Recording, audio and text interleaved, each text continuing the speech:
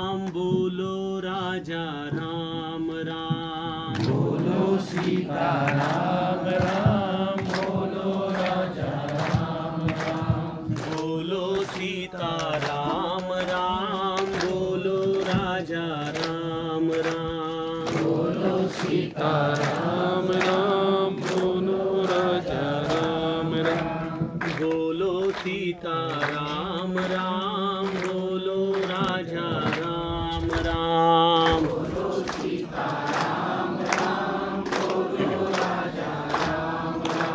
बोलो सीता राम राम बोलो राजा राम राम बोलो सीता राम राम बोलो राजा राम राम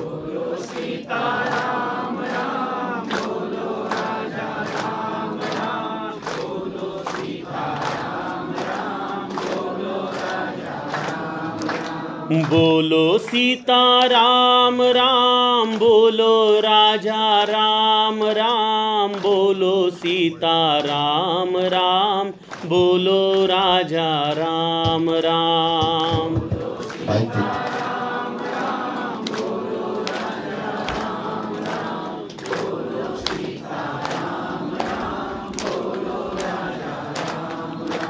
बोलो सीता राम राम बोलो राजा राम राम बोलो सीता राम राम बोलो राजा राम राम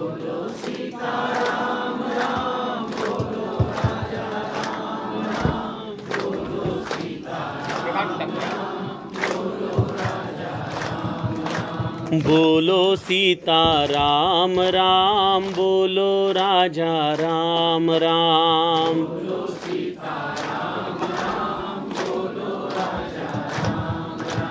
बोलो सीता राम राम बोलो राजा राम राम बोलो सीता राम राम बोलो राजा राम राम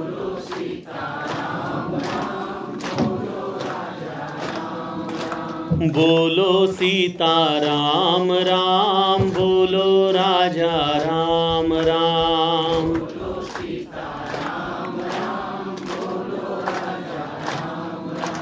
बोलो सीता राम राम बोलो राजा राम राम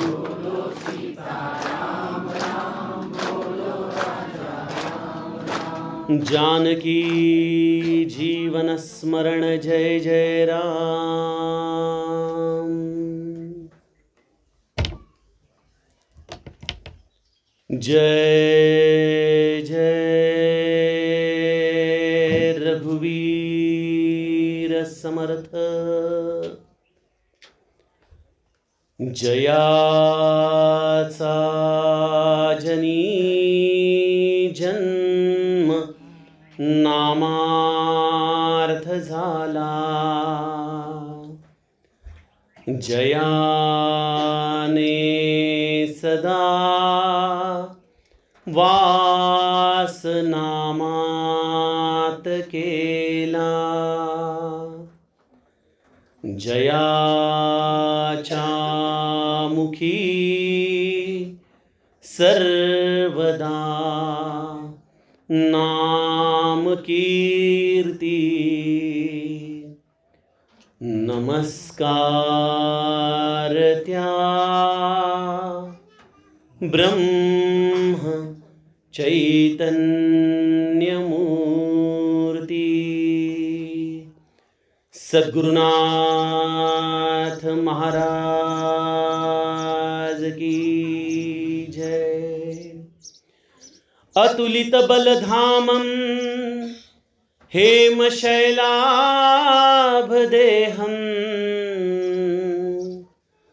दनुजवनकृशानुं ज्ञानिनामग्रगण्यम् सकलगुणनिधानं वानराणामधीशम्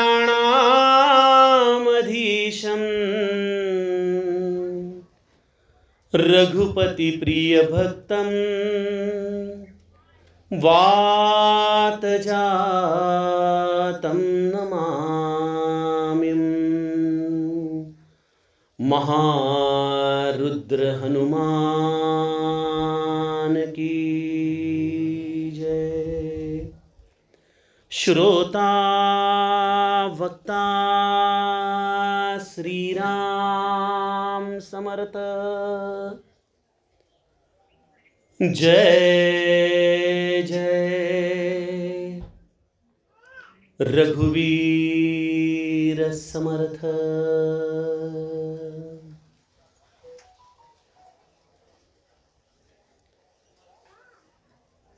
श्रीराम आपल्या सर्वांच्या हृदयस्थ बसणाऱ्या आत्मारामास साष्टांग प्रणिपात करून आज या हनुमंत मूर्तीच्या स्थापनेच्या निमित्ताने आपण ज्या हनुमंताच्या स्तुतीच्या संवादासाठी उपस्थित आहोत, आपल्या सर्वांना व्यासपीठावरून माझं विनम्र अभिवादन।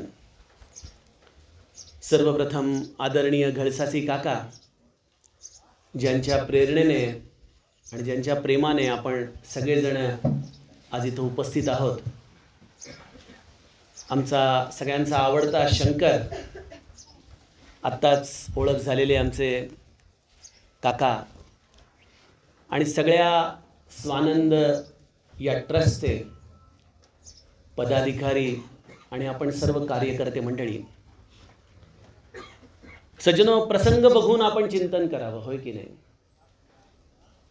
जसा प्रसंग असेल तसं आपण व्याख्यान घ्यावं, तसं आपण स्तुती गायन करावी। एक मध्यंतरी फार छान कीर्तनकाराच्या याच्यात विनोद ऐकला होता।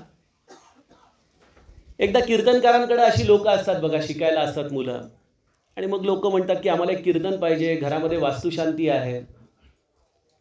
गुरुजी म्हणतात येईल ना आमचा विद्यार्थी, येऊन करेल कीर्तन। विद्यार्थ्याला कीर्तनाला पाठवतात, कीर्तन होतं, मागून यजमान तणतणत घरी येतात। अहो म्हणे काय तुमचा शिष्य, काय त्यांनी व्याख्यान लावलं? म्हणे काय झालं? अहो म्हणे घरात वास्तुशांती, त्याने विषय घेतला लंका दहनाचा, आणि हे कमी म्हणून उत्तरार्धामध्ये अभंग घेतला, आम्ही काय कुणाचे खातो रे, तो राम आम्हाला देतो रे। सगळे म्हणे आमचे नातेवाईक वैतागून गेले, म्हणे काय कीर्तन। तर सज्जनो, आता आज ज्या सूत्रासाठी आपण इथं जमलेलो आहोत, त्या सूत्राचं केंद्रबिंदूमध्ये ठेवून विचार करणं गरजेचं आहे। आज इथं एवढी 3 दिवस हनुमंताच्या उपासनेची चेतना निर्माण झालेली आहे। तो हनुमंत जो आम्हा प्रत्येकाच्या जीवनाला कल्याणाच्या दिशेने नेणारा आहे, अशा हनुमंताला आम्ही केवळ एका मूर्तीच्या आधाराने, केवळ एका रामाचा सेवक या रूपाने जाणत असतो। अनेकदा लोक म्हणतात की अहो हनुमंत कुठे आहे, हनुमंत कुठे आहे? सज्जनो, आज आम्ही जिवंत आहोत, तेच आमचं हनुमंत तत्वाचं दर्शन आहे। हा जो श्वास आमच्या आतमध्ये जातोय आणि येतोय, हा जो पवन आम्हाला जिवंत ठेवतोय। मागच्या वर्षीचे दिवस आठवत आहेत ना? ऑक्सिजनसाठी लोक टाचा घासत होते, श्वास मिळत नव्हता लोकांना। अशा परिस्थितीमध्ये आम्हाला भगवंताने वायूचं महत्त्व समजावून सांगितलं। या वायूचा जनक, त्याची चेतना देणारा म्हणजेच आमच्या सगळ्यांचं अस्तित्व म्हणजे हनुमंत आहे। हनुमंत हे केवळ मूर्तीच्या रूपाने आरशासारखा आज गुरुजींनी आमच्या समोर ठेवलाय। या मूर्तीच्या आधाराने आम्हाला आमच्या हृदयस्थ असलेल्या रामापर्यंत नेणारा हा दूत आहे। स्वानंद स्वानंद गुरुजी नित्य सांगतात। काय स्वानंद?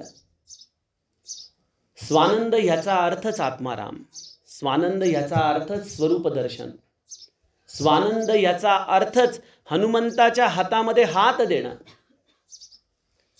अशा हनुमंताचं महात्म्य, अशा हनुमंताची महती या निमित्ताने आपण थोडी गावी। आणि महाराज म्हणतात तसं उपासनेमध्ये उपवास घडला तर आनंद असतो, होय की नाही?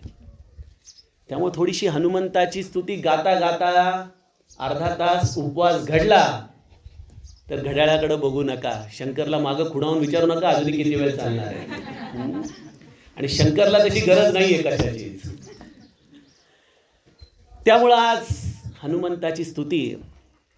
सज्जनो, मी जो श्लोक गायला ना गोस्वामी तुलसीदासांच्या सुंदरकांडाची सुरुवात करताना गोस्वामीजींनी हनुमंताची स्तुती गाताना लिहिलेला हा 3रा श्लोक आहे. तो 3रा श्लोक आपण फक्त आज चिंतनाला घेणार आहोत. त्या श्लोकामध्ये हनुमंताचे 7 गुणधर्म गोस्वामीजींनी गायलेले आहेत. अतुलित बलधामम म्हणजे अर्थात ज्याचं बळ याची तुलना कशाशी करता येत नाही, असं अतुलित बल ज्याच्याकडे आहे तो हनुमंत.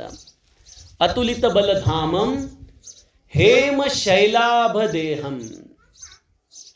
आता आम्हाला सोन्याच्या सध्याच्या भावांमुळं सोनं ग्रॅम मध्ये माहिती आहे, जास्तीत जास्त तोळ्यांमध्ये माहिती आहे. हनुमंत कसा आहे, सोन्याच्या पर्वता एवढा मोठा आहे. आणि मोठा म्हणजे किती, मेरू पर्वताच्या आकाराचा आहे. आणि सोन्याने झगमगणार आहे, त्याची कांती सोन्यासारखी आहे. हेम शैलाभ देहम. दनुज वन कृशानुम. दनुज म्हणजे राक्षस. राक्षसांचं वन जाळून टाकणारा जर कोणी असेल तर तो हनुमंत आहे. दनुज वन कृशानुम. ज्ञानीनाम अग्रगण्यम. ज्ञान या परमतत्वाची, ज्याला भगवद्गीतेने ज्ञाना इतकं परमशुद्ध दुसरं काही नाही सांगितलं, त्या ज्ञानियांचा राणा, त्या ज्ञानियांचा योगी, त्या ज्ञानियांचा अग्रणी जर कोण असेल तर तो हनुमंत आहे. हनुमंत हा तुम्हाला सकल गुणनिधानम. तुम्ही म्हणाल अहो मी आर्किटेक्ट आहे, मी वकील आहे, मी डॉक्टर आहे, मी अजून इंजिनियर आहे.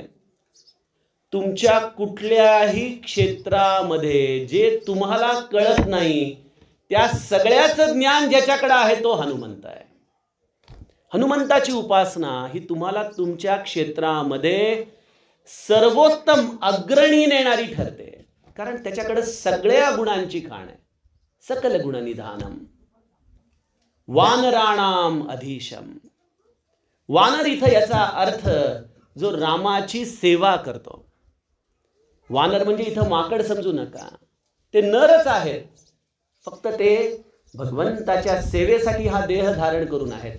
अशा भगवंताच्या दासांमध्ये सर्वोत्तम जर कोण असेल तर तो हनुमंत आहे. अशा हनुमंताला गोस्वामीजी शेवटी उपाधी देतात रघुपती प्रिय भक्तम. रामाचा सगळ्यात प्रिय भक्त हा हनुमंत आहे. अशा हनुमंताला गोस्वामीजी म्हणतात मी मनोभावे वंदन करतो. रघुपती प्रिय भक्तम वात जातम नमामि. पवनपुत्र आहे, वात जातम याचा अर्थ पवनपुत्र, त्याला मी मनोभावे वंदन करतो. सज्जनो, हनुमंताला या सगळ्या ज्या उपाधी दिलेल्या आहेत हे सगळं काही त्याचं चरित्र आहे. त्याने ज्या पद्धतीने रामाची सेवा केली त्या राम कार्याच्या मुळे त्याला या सगळ्या उपाधी प्राप्त झालेल्या आहेत. आम्ही हनुमंताच्या बद्दल जेव्हा विचार करतो तेव्हा सगळ्यात पहिली कुठली गोष्ट आमच्या डोळ्यासमोर येते? काय केलं हनुमंताने? रामाच्या बाबतीमध्ये सगळ्यात मोठी सेवा कुठली केली? कुठली केली? जरा मोठ्याने बोला.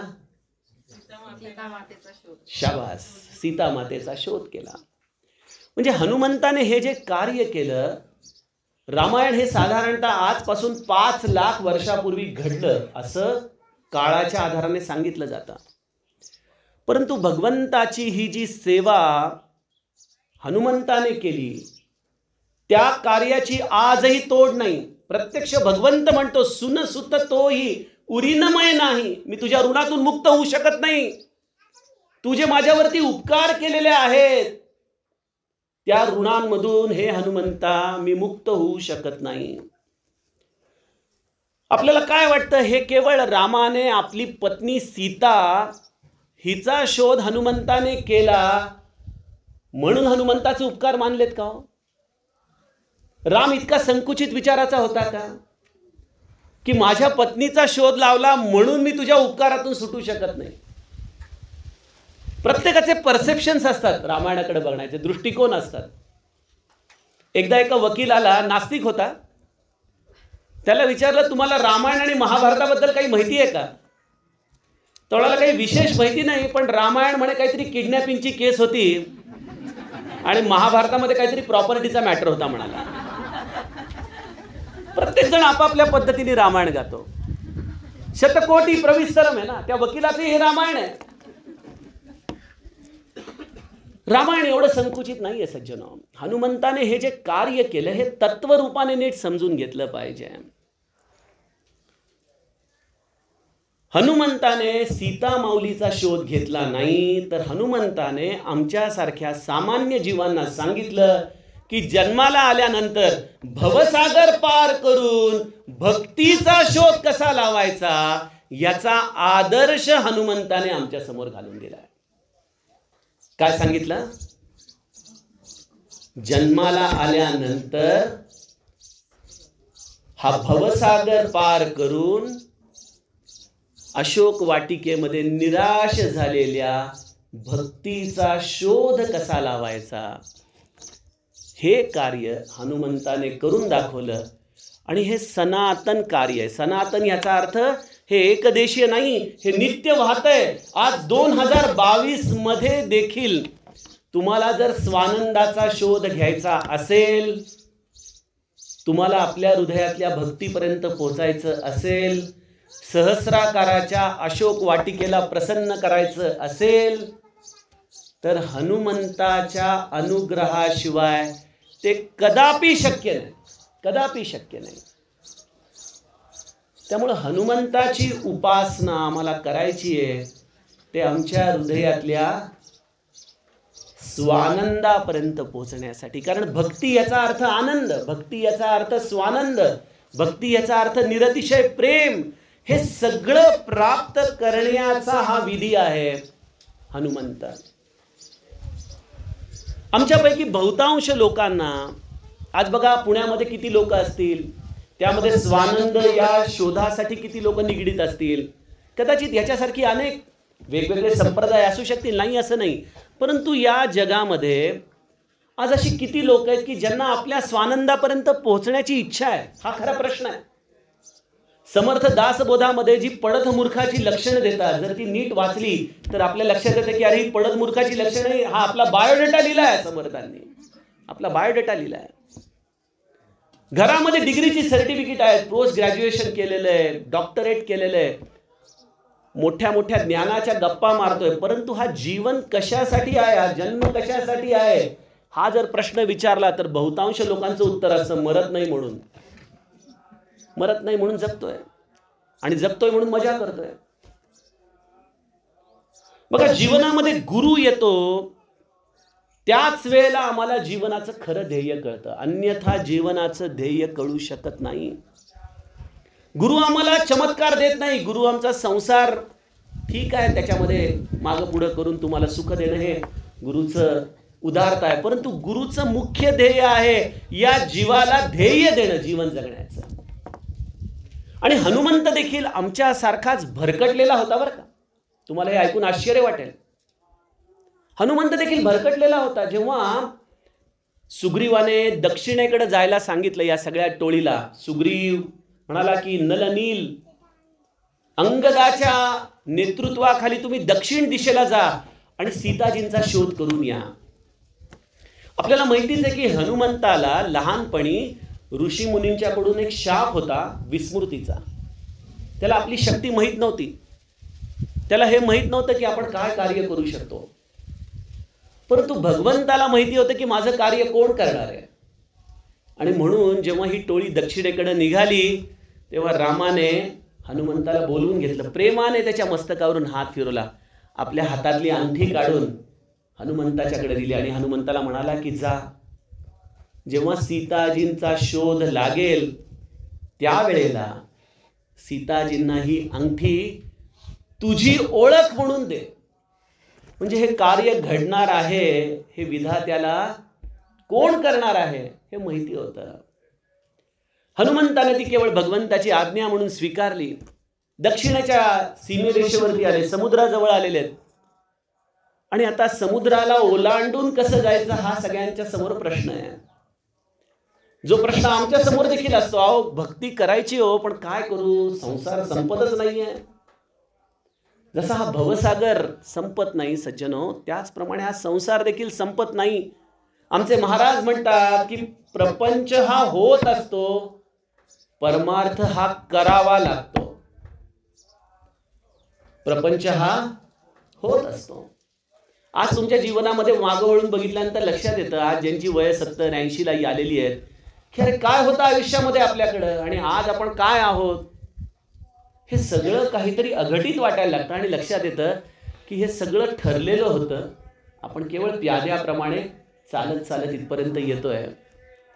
पण या सगळ्या घडामोडींमध्ये परमार्थ मात्र करावा लागतो सज्जनो. गुरुकृपेच्या आधाराने आपल्याला बसावं लागतं, ध्यानाला बैठक करावी लागते, नामस्मरण करावं लागतं. त्याशिवाय परमार्थामध्ये गती प्राप्त होऊ शकत नाही. तिथं देखील सगळेजण विचार करू लागले की अरे भवसागर पार करणार कोण. त्यांना आता तो भवसागर हे माहीत नाहीये. त्यांना तर माहिती आहे की हा 100 योजन सागर आहे, पार कसा करायचा. मग प्रत्येक जण फुशारक्या मारू लागला. जामवंत म्हणाला, आता मी म्हातारा झालो, नाहीतर काय सांगायचं. त्या जेव्हा त्रिविक्रमाने बळीला पाताळामध्ये गाडत होता तेव्हा 7 प्रदक्षिणा मारल्या होत्या भगवंताला मी. आपण म्हणतो ना, आता काय जिलबी वाढतात, तेव्हा वाढायला पाहिजे ती तरुण काळी. ताट समोर ठेवायचो, ते खायचो आणि माझं ताट घेऊन जायचो, एवढी जिलबी खायचो. आता एक जिलबीचा तुकडा सहन होत नाही अशी परिस्थिती आहे. म्हातारपणी तरुणपणाचा पुरुषार्थ सांगून काय उपयोग. जामवंत म्हणाला, मी मारीन उडी, पण पडलो पाण्यामध्ये तर बुडालो तर केस तर बघा अंगावरती किती आहेत माझ्या. ओला झालो तर वरती येण्याची शक्यता नाही. अंगद म्हणाला, मी जाऊ शकतो, परंतु मी तरुण आहे आणि मी ऐकले की लंकेमध्ये फार ऐश्वर्य आहे, सौंदर्य आहे, भरपूर भोग आहेत. मी जाईन लंकेमध्ये, परंतु तिथून परत येऊ शकीन की नाही मला शंका आहे. आपल्याकडे जी मुलं जातात ना, आत्ता जातो आई 2 वर्ष अमेरिकेमध्ये शिकून येतो, आलोच बघ परत. तो एक विनोद आहे ना, येणार आहे हा शब्द आजची लोक कशी वापरतात, येणार आहे. तो काही येत नाही. अंगद कहही जाऊ मैं पारा, जिय संशय कछु फिरती बारा. परत येईन की नाही शंका आहे. तशी आमची मुलं जातात आणि त्या भोगांमध्ये अडकून जातात. अरे वा, काय सुंदर रस्ते, काय सुंदर पैसा अडका, सगळी समृद्धी. हे भारताचे खड्डे रस्ते, कोण येणार बाबा, नाही जमणार आम्हाला. अंगद स्वतः मान्य करतो, बाबा मला नाही जमणार तिथून परत यायला. त्यामुळे अंगदाची देखील विकेट पडते. आणि मग तेव्हा जामवंत म्हणतो की अरे हा आहे की याची फक्त स्मृती काढायची राहिलेली आहे. याची एकदा मी स्मृती काढली की हा काय करू शकतो तुम्हाला कल्पना नाहीये. आणि मग जामवंत हनुमंताची स्मृती काढतो. म्हणतो, कह ही रीचपती सुनो हनुमाना, का चुप साधी रहेऊ बलवाना, पवन तनय बल पवन समाना, बुद्धि विवेक विज्ञान निधाना, कवन सो काज कठिन जग माही, जो नहीं हो ही तात तुम जाई, राम काज लगी तव अवतारा. आणि काय होतं, सुनत ही भयहु पर्वताकारा. जसं जामवंताने किल्ली फिरवली, हनुमंताला स्मृती परत येते. आणि जशी स्मृती परत येते, हनुमंत सोन्याच्या पर्वतासारखा कनक बरनतन तेज विराजा, मानहु अपर गिरिन कर राजा, सिंहनाद करी बारही बारा, लीलही नागहु जलनिधी खारा. हनुमंताची कुंडलिनी जामवंताने जागृत केलेली आहे. हे निमित्त आहे जामवंत, कारण की भगवंताने या सगळ्या व्यवस्थेच्या आधारानेच हनुमंताला तिथं पाठवलंय. आणि हनुमंताची कुंडलिनी जागृत होताच हनुमंत या उड्डाणासाठी तयार होतो. सज्जनो, हे उड्डाण आहे कुंडलिनीचा. हनुमंताची कथा हा योग मार्ग आहे. हनुमंताची कथा हा भक्ती मार्ग आहे. हनुमंताची कथा ही साधी कथा नाही. हनुमंत हा मूलाधारापासून सहस्राकारापर्यंत गेलेला आहे. हे मूलाधाराच्या वरती लाथ मारून हनुमंत भक्तीच्या अशोक वाटिकेच्या सहस्राकारापर्यंत गेलेला आहे. आणि त्यासाठी भगवंताने त्याची शक्ती जागृत केलेली आहे. ध्यानामध्ये देखील तुमची शक्ती जागृत करतो ना गुरु. काय करतो? तुम्हाला तुमच्या स्वानंदाची असू द्या, त्यांना त्यांच्या आनंदात असू द्या, तुम्ही नका लक्ष देऊ. भगवंत तुमची शक्ती जागृत करतो. आणि शक्ती जागृत झाली. ज्ञानेश्वरीचा 4था अध्याय बघा, काय होतं कुंडलिनी जागृत झाल्यानंतर. ती सर्पिणी जेव्हा सुषुम्नेमधून वरती जायला लागते तेव्हा काय विलक्षण तिची चेतना कार्य करत असते. हनुमंत कृपा करतो तेव्हा तो या मूलाधाराचा आधार घेत आता या सहस्राकाराकडे उड्डाण मारणार आहे. परंतु एक लक्षात घ्या, हेम शैलाभदेहम. हेम शैलाभदेहम म्हणजे याचा अर्थ हनुमंत हा काही सोन्याचा आहे का हो?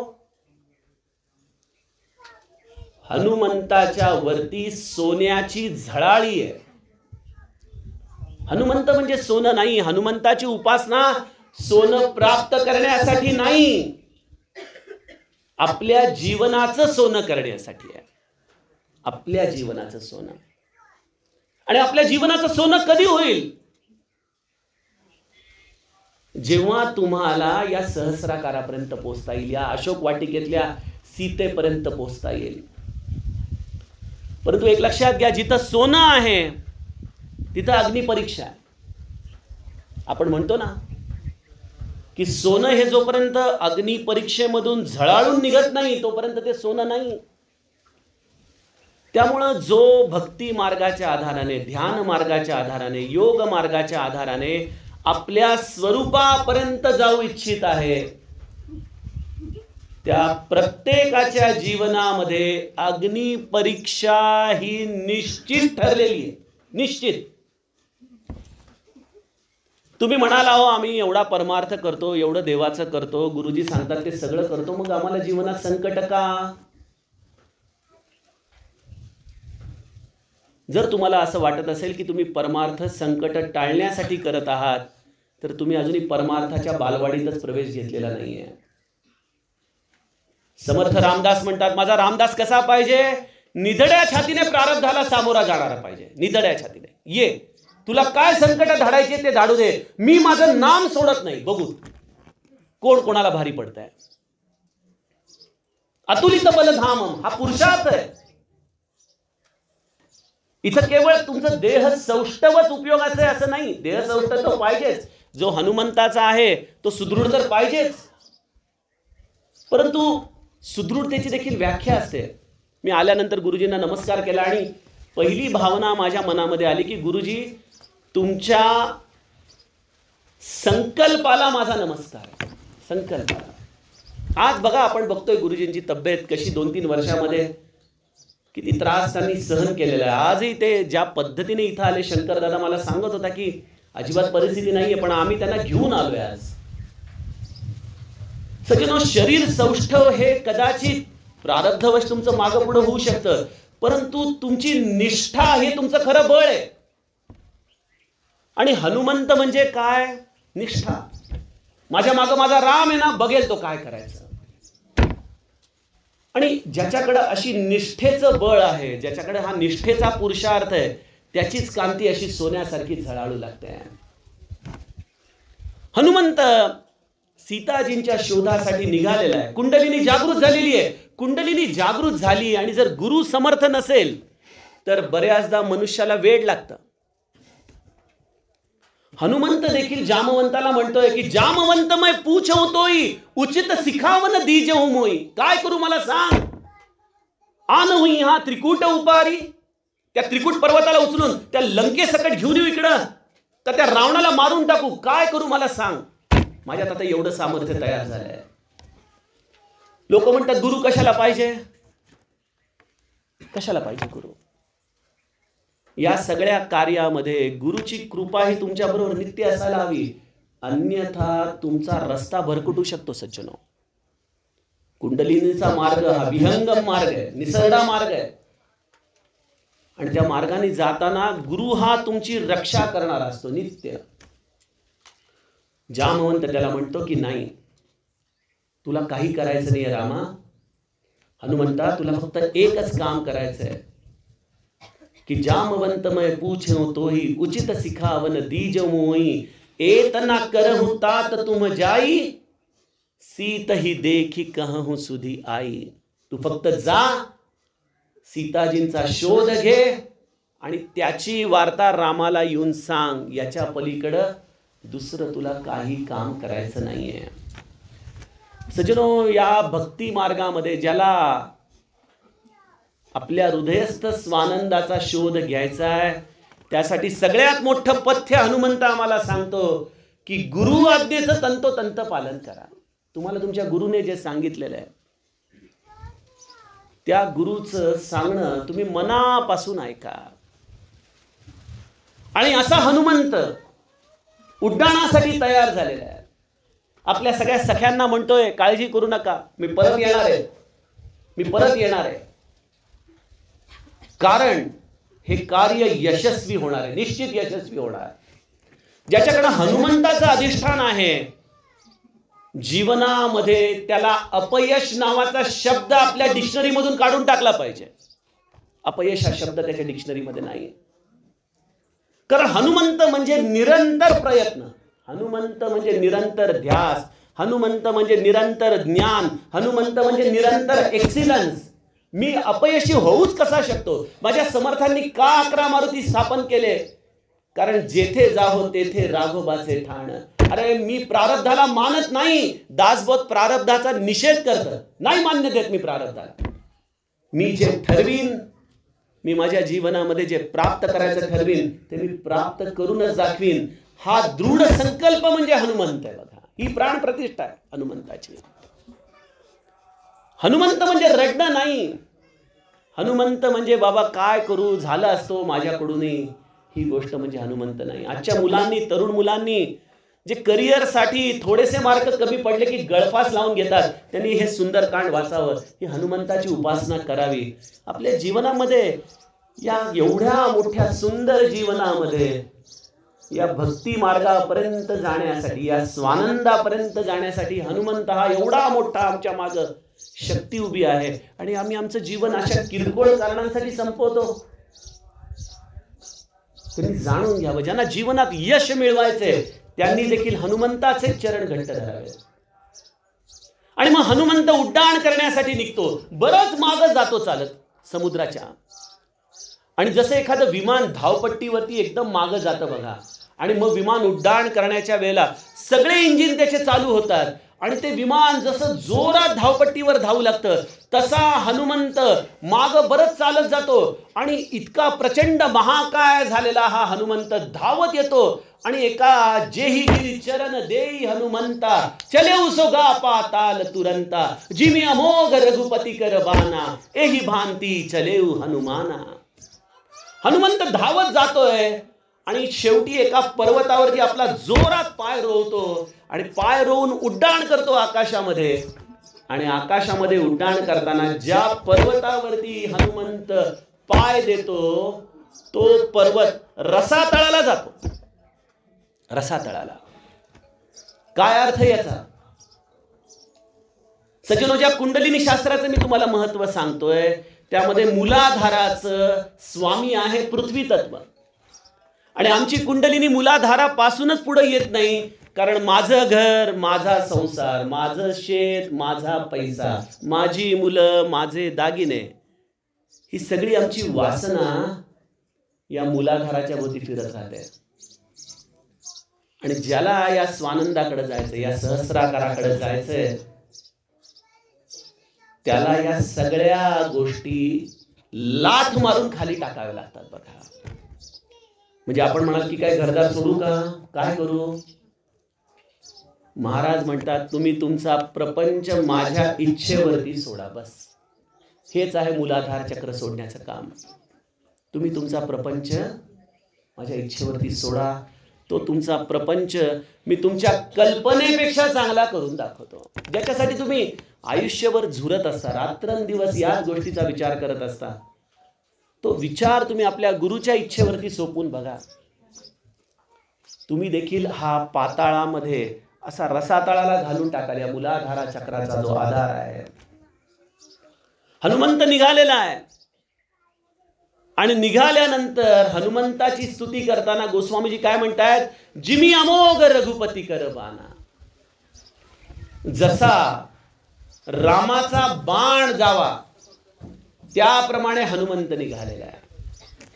बघा, आता एवढं मोठं तुम्ही संस्था उभी केलेली आहे. ही संस्था, याचे जर 100 वर्ष पूर्ण व्हावे असं वाटत असतील, 100 वर्षानंतर या संस्थेचा वटवृक्ष हजारो नाही, लाखो नाही, कोट्यावधी लोकांना मार्गदर्शन करणारा ठरावा असं वाटत असेल, तर तुमच्यापैकी प्रत्येकाला रामाचा बाण झालं पाहिजे. रामाचा बाण काय आहे? रामाचा बाण जिमी अमोघ रघुपती कर बाणा. बाणाचे काही गुणधर्म असतात बघा. बाणाला सगळ्यात महत्वाची गोष्ट असते वेग. बाणाला दुसरा गुणधर्म असतो दिशा. बाणाला तिसरा गुणधर्म असतो ध्येय. बाणाला चौथी गोष्ट असते ते म्हणजे कोणाच्याही आधाराशिवाय काम करण्याची सवय. आणि बाणाला 5वी गोष्ट, रामाच्या बाणाला 5वी गोष्ट माहिती असते की कार्य पूर्ण झाल्यानंतर रामाच्या भात्यामध्ये येऊन स्थिरावायचं. तुम्ही म्हणाल रामाचा बाण व्हायचं म्हणजे नेमकं काय व्हायचं? मग जे कार्य घेतलेलं आहे, जी सेवा घेतलेली आहे, ते कार्य वेगाने झालं पाहिजे. वेगाने करतो गुरुजी, थोडा वेळ मिळत नाही, 2 महिन्यांनी करतो, 3 महिन्यांनी करतो, असं नाही. संस्था उभी राहायची असेल तर तिथं समर्पण पाहिजे, तिथं वेग पाहिजे. दुसरं म्हणजे दिशा पाहिजे. फुटबॉलच्या मैदानावरती जर 11ही खेळाडू एकाच चेंडूच्या मागे धावू लागले तर तो संघ कधी जिंकेल का? त्याला माहिती आहे की माझं कार्य हे आहे आणि मला हेच करायचंय. रामबाण आम्हाला शिकवतो की तुझं जे कार्य आहे ते तू वेगाने कर, अचूकतेने कर, ध्येयाने कर.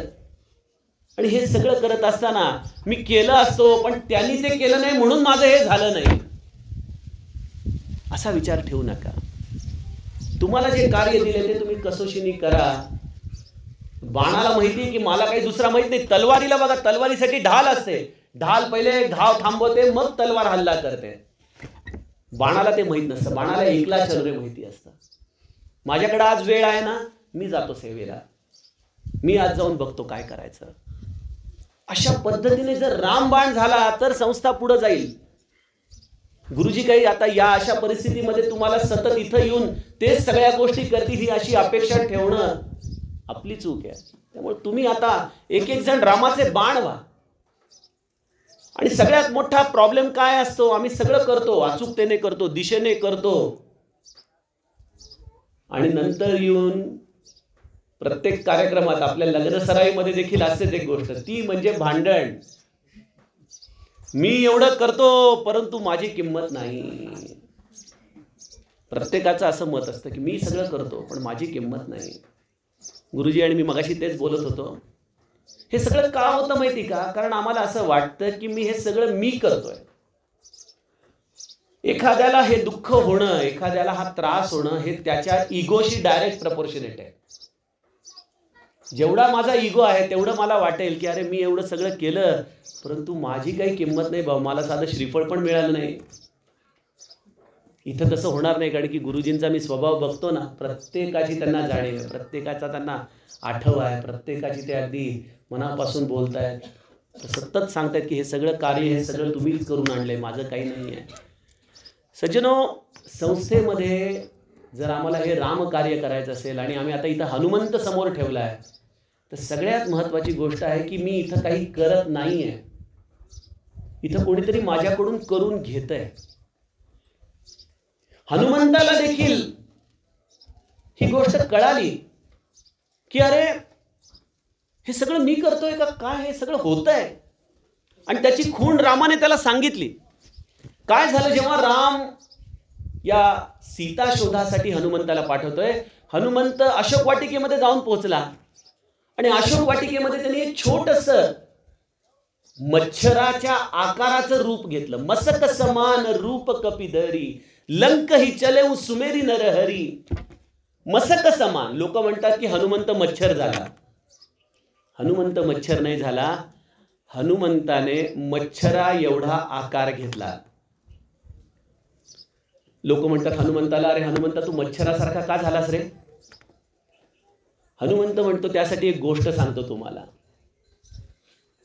म्हणे एकदा एका डासाचं पिल्लू पहिल्यांदा उड्डाण करणार असतं तर त्याची आई म्हणते की बाळा नीट सावकाश उड्डाण कर बरं का, माणसं फार वाईट असतात. का आई? म्हणे कळेल तुला. ते मच्छराचं पिल्लू उडून येतं लोकांमधून आणि परत आईकडे येतं. आईला म्हणतो आई फार मजा आली. आई म्हणते काय म्हणतोस, लोकांनी त्रास नाही दिला का? अगं अजिबात नाही, मी जिथं गेलो ना तिथं लोकांनी टाळ्या वाजवल्या म्हणे. सज्जनो, आपल्या जीवनातल्या प्रश्नांकडं, निगेटिव्हिटीकडं, लोक राजकारण करतात, लोक निगेटिव्ह राहतात, ह्याच्याकडे जर आपण असा विचार करू शकलो तर किती जीवन हलकं होऊन जाईल, किती सोपं होऊन जाईल. मसक समान रूप कपिधरी. आणि तो मच्छरासारखा हनुमंत येऊन तरुपल्लव महू रहा लुकाई, असं सुंदर अशोकाचं म्हणजे शिंचुपी वृक्षाचं, आपल्या घरात लावणारे ते अशोकाची झाडं नाहीत बरं का, शिंचुपी वृक्षाचं, त्या वृक्षाच्या एका पानामाग तरुपल्लव महू रहा लुकाई, करई विचार करो का भाई. विचार करतोय की आता या भक्ती मातेला प्रसन्न कसं करावं, तिला कसं सांगावं. आणि त्याच वेळेला रावण तिथं येतो. सीताजींना तो वेगवेगळ्या पद्धतीने त्रास देऊ लागतो. आणि सीताजी आणि रावणाची खडाजंगीच होते. सीताजी म्हणतात की अरे तू सुनु दसमुख खद्योत प्रकाशा कबहू की नलिनी करई विकासा. अरे तू खद्य होतेस म्हणजे काजवायस तू, माझा राम सूर्य आहे. आणि अशा काजव्याच्या प्रकाशनामध्ये माझी कमोदिनी, हे कमळ, हे भक्तीचं सहस्राकार कसं उमलणार? हे उमलेल ते केवळ त्या सूर्याने उमलेल. तू कोण आहेस? जा तू. रावण तलवार घेऊन सीताजींच्या मारायला जातो. तेवढ्यात मंदोदरी मध्ये येते. मंदोदरी म्हणते नका मारू, नका मारू तिला. हनुमंत विचार करतोय की अरे मंदोदरीने का वाचवलं सीतेला? कारण की रावण तर तिला म्हणतोय की मी मंदोदरीला तुझी दासी करून टाकीन, तू माझ्याकडे फक्त एकदा बघ सीते, एकदा बघ, मी मंदोदरीला तुझी दासी करतो. आता खरं तर मंदोदरीला चांगला सवत मत्सर होता मिळालेला की मारून टाका. पण मंदोदरी मध्ये येते, नाही नाही प्रभो तिला मारू नका. रावणाचा संताप मंदोदरी थांबवते. रावण म्हणतो 1 महिन्यात जर हिने ऐकलं नाही ना तर बघा म्हणे. रावण निघून जातो आणि तिथं त्रिजटा नावाची एक राक्षसीण आहे. बघा रामायण किती सुरेख आहे. त्रिजटा, सीता म्हणजे मूळ माया आणि तिच्या पायाशी बसलेली त्रिजटा, सत्व रज तमो गुणाची गुणमाया. आणि अशी त्रिजटा सीतेला काय म्हणते? त्रिजटा नाम राक्षसी एका, राम चरण रति निपुण विवेका, सबनो बोली सुनाए सी सपना, सीत ही देखी सुनऊ सब अपना, सपने बानर लंका जारी, जातु धान से ना सब मारी, खर आरूढ़ नगन दस सीसा, मुंडित सिर खंडित भुज बीसा, एहि विधि सो दक्षिण दिशि जाई, लंका मनहु विभीषण पाई, नगर फेरी रघुबीर दोहाई, तब प्रभु सीता बोली पठाई. अजूनही काही झालेलं नाहीये. फक्त हनुमंत वृक्षाच्या मागे लपून बसलाय आणि खाली त्रिजटा सगळ्या राक्षसींना बोलून म्हणतीये, अगं ऐका, मला एक स्वप्न पडलं ग. काय स्वप्न पडलं? सपने बानर लंका जारी. एक वानर आलं ग लंकेमध्ये आणि वानराने येऊन लंका जाळली. त्याने सगळ्या राक्षसांना मारलं. आणि रावण गाढवावरती नागडा बसलेला मी बघितला. त्याच्या हात कापून टाकलेले, त्याचं डोक्याचं मुंडण केलंय. आणि असा रावण दक्षिणेकडे जाताना मी बघितला ग. आणि बिभीषणाला राज्य मिळालं लंकेचं. आणि सगळीकडे रामाचा जय जयकार या लंकेमध्ये चाललाय हे मी बघितलं. वरतून हनुमंत ऐकतोय. हनुमंत म्हणाला, थँक्यू त्रिजटा. मला इतक्या वेळ वाटत होतं की आता मी काय करायचंय. करई विचार करो का भाई. काय करायचंय, काय करायचंय मी विचार करतोय. पण सगळी स्क्रिप्ट तर रेडी आहे. रामाने आधीच फॅक्स पाठवून दिलाय त्रिजटाला की काय करायचंय हनुमंताने. मेनू कार्ड रेडी आहे. तिकडचं नाही बरं का. की हे सगळं करायचंय, लंका जाळायची आहे, राक्षसांना मारायचंय, अशोक वाटिका उद्ध्वस्त करायची आहे. सज्जनो, तुमच्या जीवनाचा देखील रामाने असाच प्लान बनवून तुम्हाला पाठवलेला आहे. प्रत्येकाचा प्लान रेडी आहे, प्रत्येकाचा. आम्हाला काय वाटतं की हे सगळं मी करतोय आणि त्यामुळे आम्ही रामाच्या भात्यामध्ये जाऊन विसावू शकत नाहीये. जो या सगळ्या गोष्टींना हनुमंताच्या चरणी येऊन, हनुमंता तूच करून घेतलंस रे बाबा, हे सगळं तुझ्या कृपेचं फळ आहे, या भावनेने इथं कार्य करेल तोच इथं टिकेल. त्यामुळे रामाचा बाण होण्याचा प्रयत्न करा. अशा हनुमंताने पहिले मुलाधाराचं हे पृथ्वी तत्व मागे टाकलं. त्याच्यानंतर येतं मणिपूर, त्याच्याच दैवत आहे अग्नी. त्याच्या आधी स्वादिष्ठान, स्वादिष्ठानचं दैवत आहे जल. हनुमंताने उड्डाण केलं त्या सरशी समुद्रामधून मेरू पर्वत आला. जलनिधी रघुपती दूत बिचारी, तयमय नाक होई श्रमहारी. हनुमंताचा श्रमहरण करण्यासाठी या सागरामधून मैनाक पर्वत, सोन्याचा पर्वत वरती आला. लहानपणी आपण नाही का आरसा घेऊन सूर्याचा असं कोणातरी चेहऱ्यावर मारायचो बघा, आठवतात ना ते खेळ? तसा तो मैनाक पर्वत समुद्रातून वरती आला आणि हनुमंताच्याकडे असं आरशाने त्याच्या सोन्याच्या आधाराने चमकू लागला. अरे खाली ये, खाली ये. हनुमंत म्हणाला, काय बाबा कशासाठी? अरे एवढं उड्डाण करतोयस बाबा, थोडा आराम कर, विश्राम कर, मध्ये लँड हो जरा तुझं विमान, होय की नाही? हनुमंत काय म्हणाला त्याला? राम काज करी फिरियहू, मला रामाचं कार्य केल्याशिवाय आता आराम नाही, मी रामाचं कार्य करीन. आता तू मला म्हणतोय विश्राम कर, तर मी काय करतो? हनुमान तेही परसा कर पुनी कीन. फक्त त्याला नमस्कार केलेला हनुमंताने आणि म्हणाला, ठीक आहे, तुम्हाला विश्राम देऊ इच्छितोयस तर मी तुझा विश्रामाचा आदर करतो, परंतु मी थांबू शकत नाही. सज्जनो, भक्तीच्या शोधामध्ये देखील संपदा नावाचा गोष्ट आमच्या आयुष्यामध्ये येते. अनेकदा भक्ती करत असताना भगवंत आम्हाला प्रपंचाची एवढी अनुकूलता देतो, एवढी अनुकूलता देतो की आम्ही त्या अनुकूलतेमध्येच रमून जातो आणि आम्हाला वाटतं की काय भगवंताने कृपा केली आहे. घराला नाव देतो सद्गुरु कृपा, गाडीला राम नाव देतो सद्गुरु कृपा, रामाची कृपा.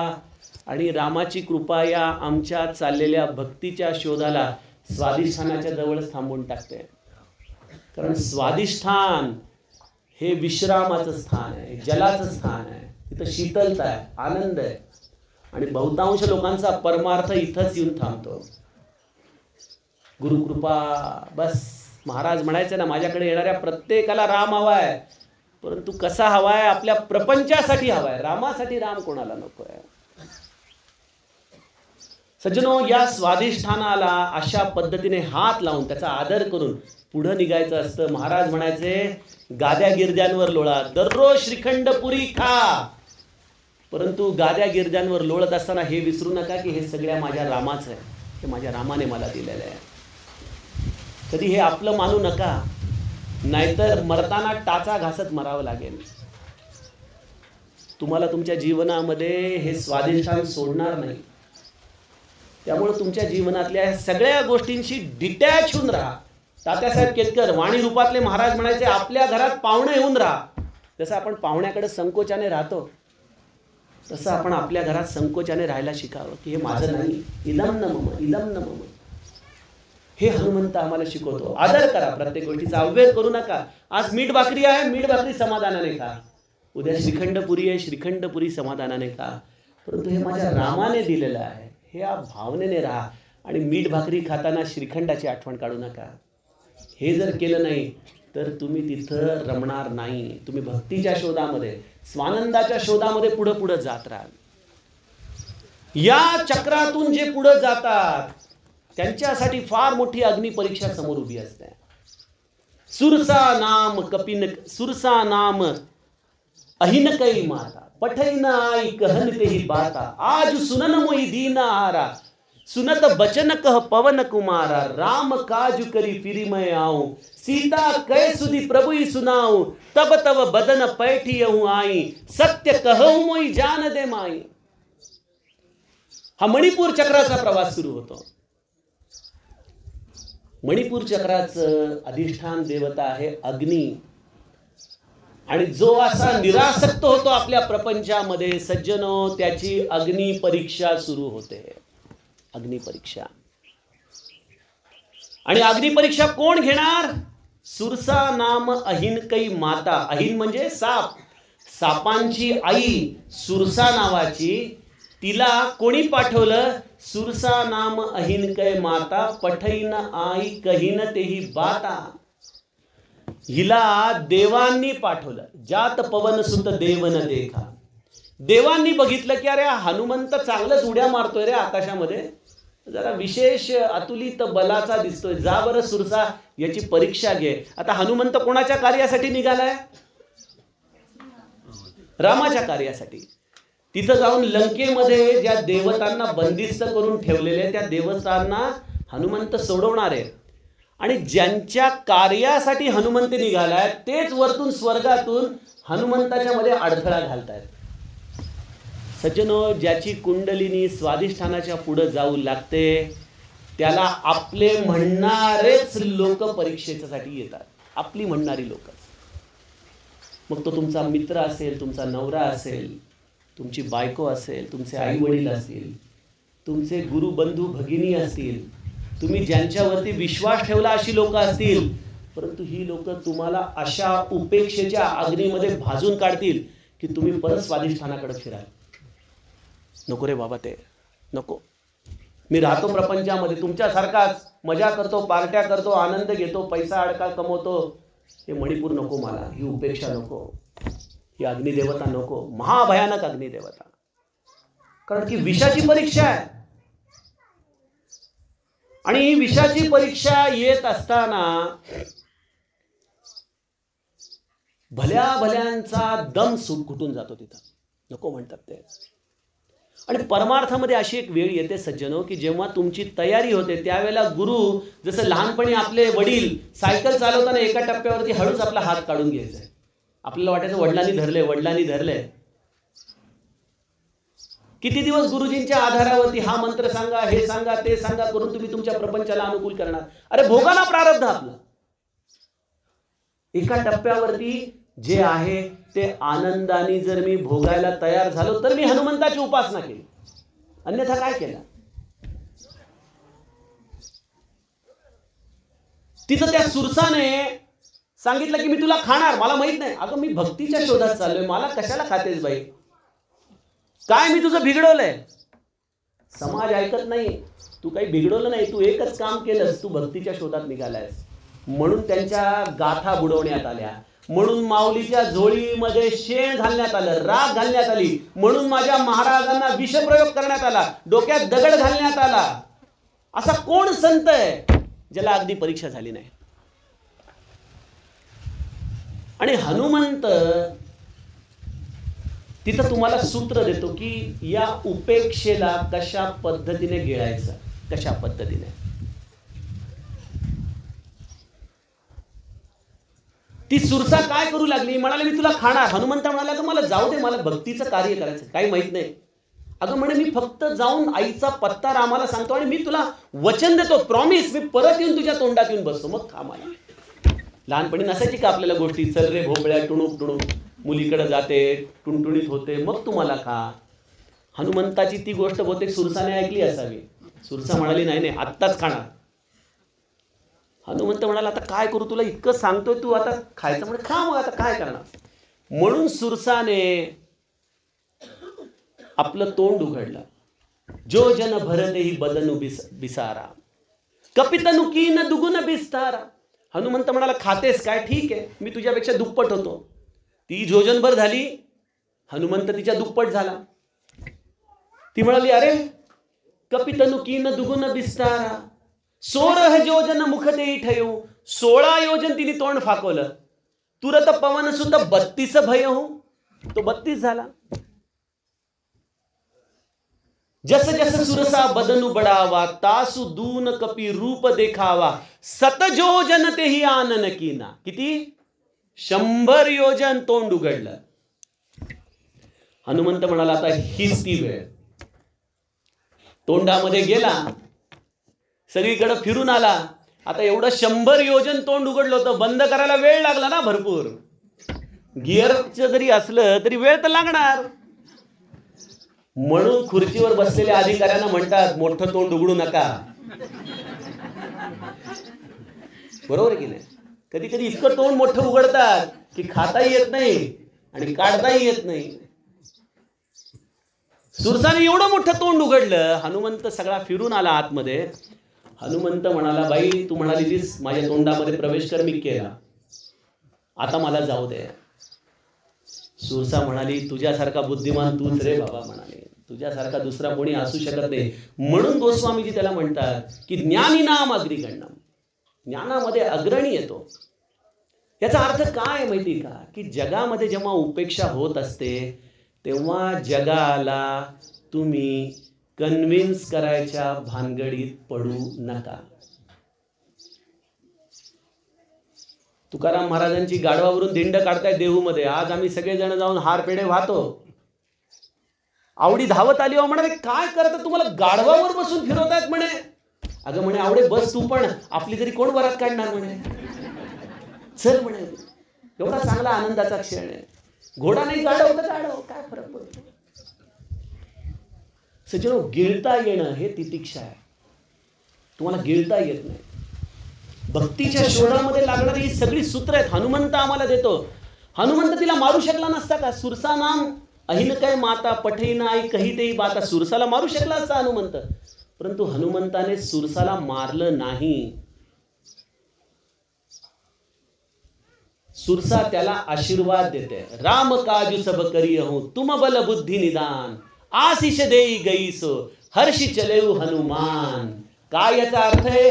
जगामध्ये उपेक्षा होतीये, निंदा होतीये, नालस्ती होतीये, शांत राहा, गिळा गिळा गिळा. एका टप्प्यावरती तोच समाज तुम्हाला वंदना करायला येणार आहे, तोच समाज तुम्हाला आशीर्वाद द्यायला येणार आहे, तोच समाज तुमची आरती ओवाळणार आहे. आज तुकाराम महाराजांची आम्ही आरती ओवाळतोच ना, ज्यांना एवढा हाल हाल आम्ही केले, परंतु तोच समाज आज त्यांच्या पायी लागतो. त्यामुळे समाजाची उपेक्षा हे मणिपूर चक्र आहे. त्या मणिपूर चक्रामधून पुढे निघाला की आणखीन एक विचित्र चक्र येतं. मला वाटतं विशुद्ध चक्र येतं, जिथं आमची वासना ही आम्हाला मायेचा खेळ करून खेळवत राहते. हनुमंत चाललेला आहे समुद्रावरून, आणि समुद्रावरून जात असताना जलनिधी निसिचरी एक सिंधू महुरई, करी माया नभु के खग गई, जीव जंतु जे गगन उडाई, जल बिलो की तिन कै परिछाई, गहहि छाह सक सोन उडाई, एही विधि सदा गगन चर खाई, सोई छल हनुमान कह कीना, तासु कपटु कपि तुरत ही चीना, ताही मारी मारुत सुत बीरा, बारिधि पार गयहु मति धीरा. फार सुंदर अर्थ आहे की एक समुद्रामध्ये अशी राक्षसीन राहत होती जी समुद्रावरून उडणाऱ्या पक्ष्यांना खायची. पण कशी खायची? त्यांची जी सावली समुद्रामध्ये पडायची ना, त्या सावलीला ती धरायची आणि त्या सावलीला धरून ती खाली पाण्यामध्ये जायची. त्या सरशी ती वस्तू देखील खाली ओढली जायची. ती वस्तू पाण्यात पडल्या सरशी त्या वस्तूला ती खाऊन टाकायची. अशा या सागरामध्ये ही राक्षसीन राहत होती. त्या राक्षसीने हनुमंतावरती देखील तोच प्रयोग केला की हनुमंताची सावली, आता हनुमंत एवढा महाकाय चाललाय समुद्रावरून, परंतु ती बघती अरे हनुमंताची सावली नाहीये, हनुमंताची सावलीच पडत नाहीये समुद्रामध्ये. का असं का असेल? काय कारण असेल?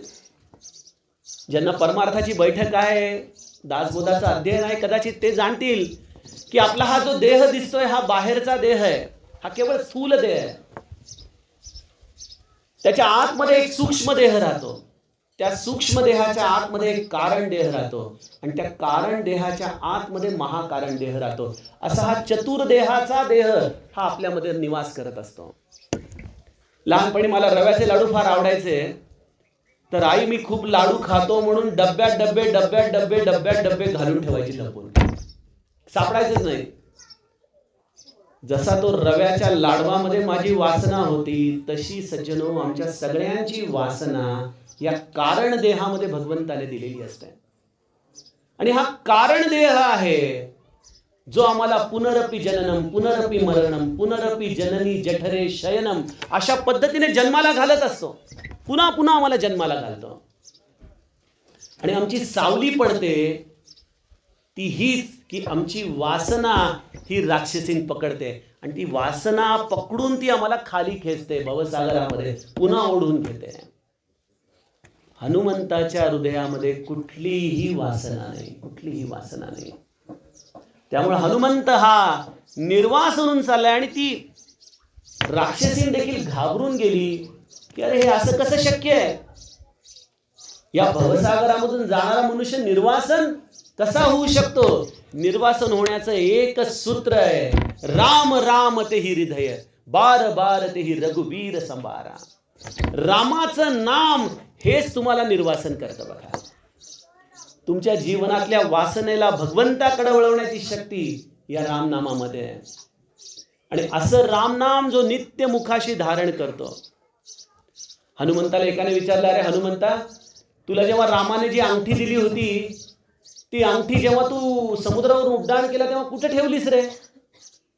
हनुमंत म्हणाला, अरे चांगला प्रश्न आहे तुझा. म्हणे मी गेलो समुद्राजवळ, हातामध्ये माझ्या गदा होती ना अंगठी होती. विचार करू लागलो आता ही अंगठी कुठे ठेवावी. माझ्या लंगोटीला तर खिसा पण नाही. आणि ज्यांच्या लंगोटीला खिसा असतो ते कधी भवसागर पार करू शकत नाही. बरोबर ना. त्यामुळे हनुमंत विचार करू लागला आता अंगठी ठेवायची कुठं. हनुमंताने काय केलं, हनुमंताने ती अंगठी आपल्या मुखामध्ये ठेवली. आणि मुखामध्ये ती अंगठी ठेवली आणि उड्डाण केलं. आणि त्यामुळं आपण हनुमान चालीसामध्ये काय म्हणतो, प्रभु मुद्रिका लीन मुख माई जलधी लांगी गए अचरज नाही. अरे हनुमंता, तू भवसागर पार करून गेला, असा समुद्र पार करून गेला, यामध्ये आश्चर्य काहीच नाही, कारण की तू तुझ्या मुखामध्ये राममुद्रिका ठेवली होती. सज्जनो, हनुमंताची सर्वोत्तम सेवा आहे रामनाम. म्हणून मी गुरुजींना विनंती करतो हात जोडून की आजपासून इथं 1 वर्षामध्ये 3.5 कोटी जप या आवारामध्ये करण्याचा संकल्प आपण करा. श्रीराम जय राम जय जय राम, श्रीराम जय राम जय जय राम हा मंत्र इथं बसून करायचा. इथं काहीतरी व्यवस्था करा, नोट करायची, नोंदणी करायची. आणि इथं कोणीतरी त्या जपाची व्यवस्था घ्या स्वतःकडं. आणि दर शनिवार रविवार सुट्टीच्या दिवशी, वर्किंग डेला, जेव्हा सुट्टी असेल त्यावेळेला, नॅशनल हॉलिडेला इथं बसून या छान वास्तूमध्ये जपाचं सत्र करा. हनुमंतासारखं रामनामाचं. रामनाम इथं जेवढं कराल तेवढा हनुमंत इथं जिवंत राहील. हनुमंताला तुमचे पेढे लाडू नकोय, तुमचे हार तुरे नकोय, तुमचे अभिषेक नकोय. ते करा, करायचं असेल, पण हनुमंताला प्राण आहे रामनाम. ते ठेवलं तर हनुमंत इथं राहणार, नाहीतर पाषाण आहे. त्यामुळे हनुमंताला जिवंत ठेवण्याची क्लुप्ती तुमच्याकडे आहे. बघा, तर रामनामाचा संकल्प करा. दरवर्षी 3.5 कोटी जप इथं झालाच पाहिजे, ही धारणा मनामध्ये ठेवा. म्हणजे मग तुम्ही या विशुद्ध चक्राचा भेद करण्यासाठी लागणारी निर्वासनता प्राप्त करू शकाल.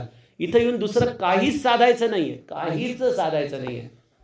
मला निर्वासन होण्यासाठी मी आश्रमामध्ये यायचंय, ही भूमिका ठेवली तर तुम्हाला तुमच्याच परमार्थामध्ये त्याचा उपयोग होऊ शकेल. सज्जनो, असे अनेक सुंदर सुंदर सूत्र सुंदरकांडामध्ये 1:15 होत आलेले. त्यामुळे मी आता पुढचा वेळ जास्त घेणार नाही.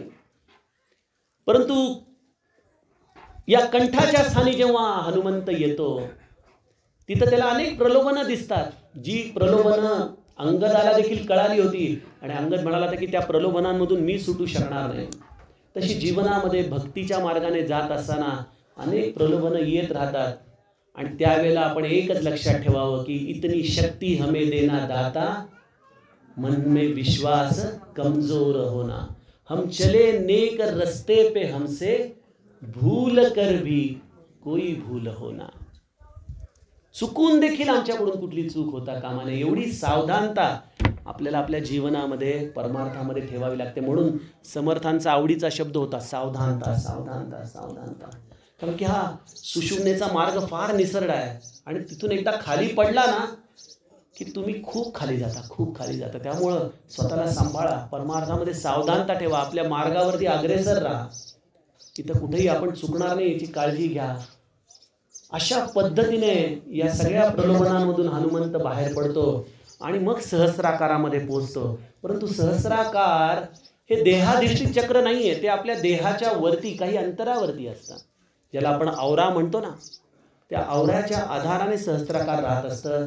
तिथं केवळ खुशकीच्या मार्गाने जावं लागतं. आणि म्हणून रामायणामध्ये काय झालं की जो हनुमंत सगळं जाणतो, सगळं ज्ञान ज्याच्याकडे आहे, परंतु तो हनुमंत थेट अशोक वाटिकेमध्ये गेला नाही.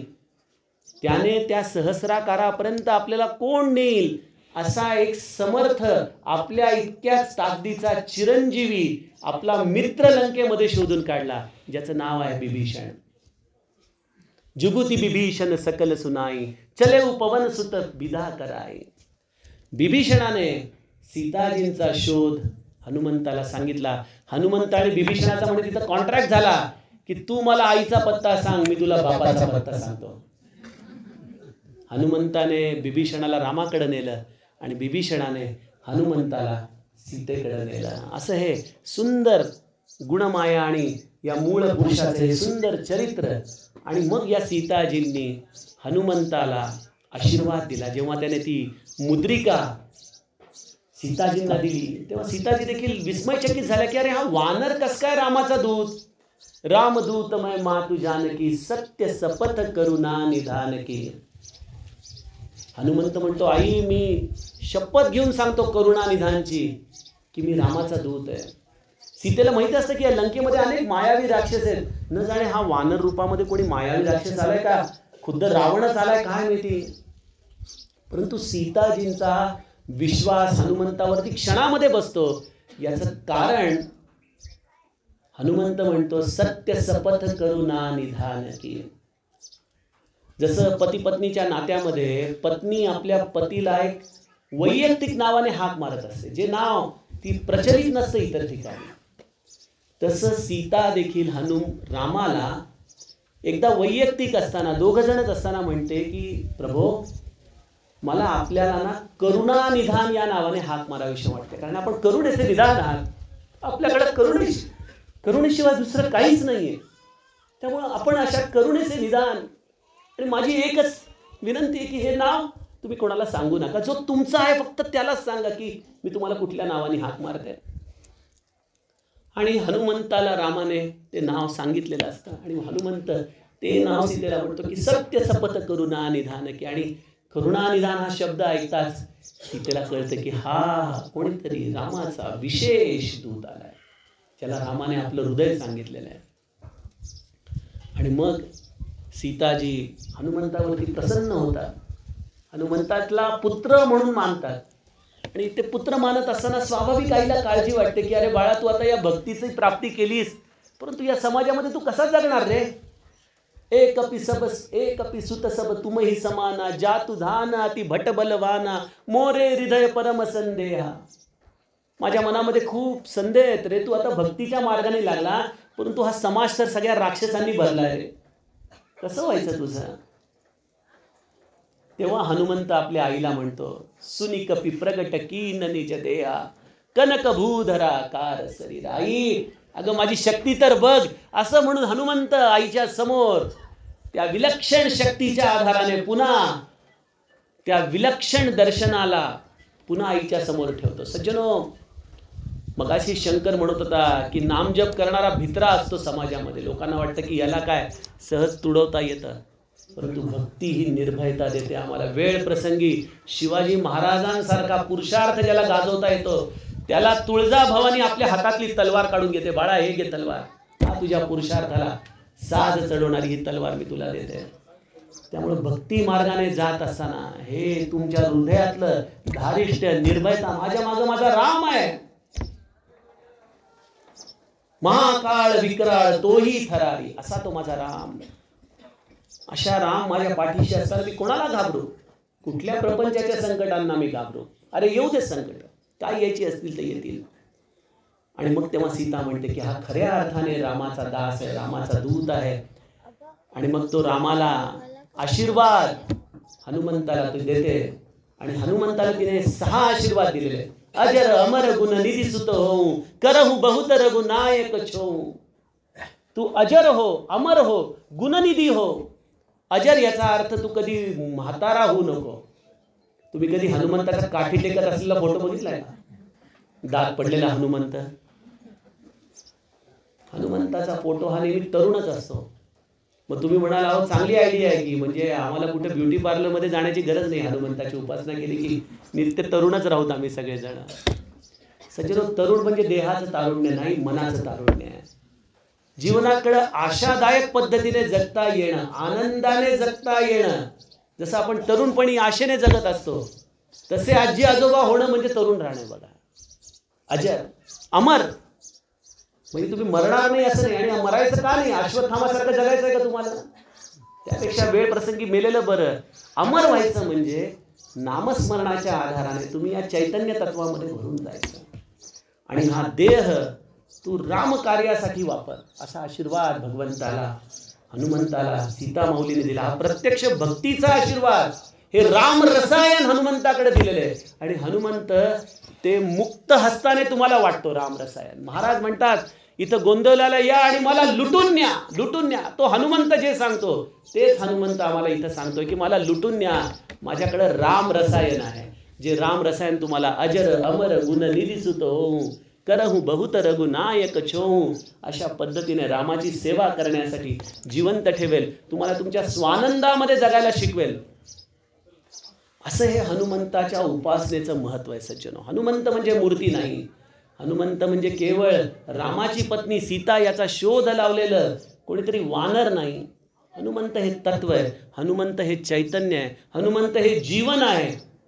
आणि जो मनापासून हनुमंताची उपासना करेल, मी त्याच्या साक्षीने तुम्हाला सांगतो, तुम्हाला कधीच काही कमी पडणार नाही. कधीच कुठलीच गोष्ट कमी पडणार नाही. आता इथं प्रत्यक्ष हनुमंत येऊन उभा राहिलेला आहे. पुढल्या 5-50 वर्षामध्ये या वास्तूमध्ये देखील असंच नंदनवन उभा राहणार, यात काही शंका नाही. गरज आहे आज उपासनेचा जोर वाढवण्याची. ती उपासना तुम्ही इथं चालू करा. सगळ्या अष्टसिद्धी नवनिधी या इथं हात जोडून उभं राहतील. ही प्रत्यक्ष हनुमंताची कृपा तुम्हाला अनुभवता येईल. हाच हनुमंताच्या चरणी मी माझा सद्भाव व्यक्त करतो. अतिशय उत्तम नियोजन, कार्यक्रम आणि हा संकल्प आज या पूर्णाहुतीच्या रूपाने इथं पूर्ण झाला. खरोखर हनुमंताने फार मोठी कृपा तुम्हा सर्वांवर केलेली आहे. तेव्हा त्याच्या नामाचा नित्य आठव तुम्ही आपल्या हृदयामध्ये ठेवा आणि आपल्या जीवनाला कृतार्थ करून घ्या. एवढीच आपल्या सगळ्यांच्या चरणी विनंती करतो आणि माझ्या वाणीला विराम देतो.